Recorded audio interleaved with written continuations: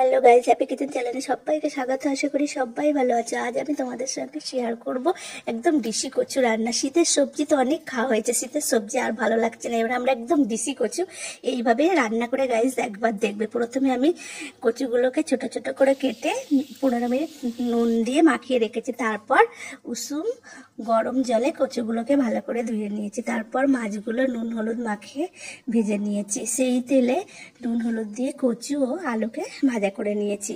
তারপর আমি আদা রসুন জিরে মরিচ ধনে দিয়ে একটা মশলা তৈরি করে নিয়েছি।